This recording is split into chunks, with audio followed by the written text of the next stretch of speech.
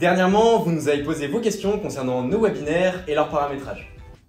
Et non, il n'est pas nécessaire d'avoir une régie pour organiser un webinaire. C'est ce que nous allons voir dès maintenant, on vous montre. Le webinaire Teams est disponible grâce à l'abonnement Microsoft 365 Business Standard avec des options supplémentaires grâce à Teams Premium.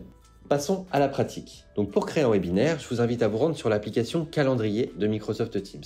À côté du bouton Nouvelle réunion, vous avez une petite flèche qui va vous proposer plusieurs formats et je vous invite à cliquer sur le bouton Webinaire. Une petite fenêtre va apparaître vous permettant de personnaliser les informations de base de votre webinaire, comme le titre, la date de début, l'heure de début, la date de fin, mais aussi sa description, les co-organisateurs et les présentateurs. La petite subtilité, c'est que les co-organisateurs n'apparaîtront pas sur la page d'inscription, tandis que les présentateurs, si.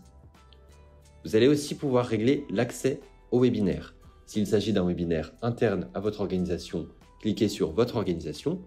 Et si vous voulez rendre ce webinaire public, cliquez sur Public. Une fois ces informations complétées, vous pouvez cliquer sur Enregistrer. Et vous allez voir, de nouveaux onglets vont se débloquer, comme par exemple l'onglet Bio du présentateur, où vous allez pouvoir ajouter des informations sur vos présentateurs. Ça peut être leur entreprise, leur poste et même leur profil LinkedIn. Dans la rubrique Inscription, vous allez pouvoir paramétrer les différents champs d'inscription, mais aussi la capacité maximale du webinaire, qui peut aller jusqu'à 1000 personnes au maximum. Dans Statut des participants, vous allez ici voir l'ensemble de vos inscrits. Thème, où vous pourrez ajouter une image de bannière, un logo et même une couleur pour la page d'inscription. Si vous disposez de Teams Premium, vous aurez aussi accès à la rubrique Email. Et c'est ici que vous allez pouvoir paramétrer l'ensemble des communications qui sont envoyées de manière automatique à vos participants. Une fois ces premiers paramétrages effectués, vous pouvez cliquer sur Publier le site pour publier la page d'inscription de votre webinaire.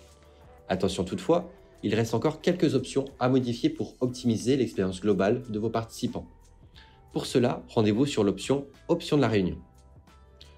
Une nouvelle fenêtre va s'afficher et on vous conseille de suivre nos paramètres pour une expérience optimale. Qui peut éviter la salle d'attente? Organisateurs et co-organisateurs uniquement. Dans Gérer ce que les participants peuvent voir, vous pouvez laisser sur Désactiver.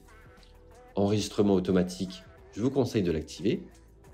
Conversation de la réunion, vous pouvez cliquer sur Désactiver, mais activez plutôt le QNR. Si votre événement est public et vous disposez de Teams Premium, nous vous conseillons d'activer l'option Masquer le nom des participants. Dernier conseil, pensez à activer la salle verte si vous souhaitez faire des tests techniques avec les intervenants avant la réunion. Ça y est, votre webinaire est prêt. Voyons ce que cela donne en live. Voici ce que voient les participants. Et voici ce que voient les présentateurs et les organisateurs. C'est tout pour aujourd'hui, n'hésitez pas à nous poser d'autres questions à propos de Teams et à bientôt.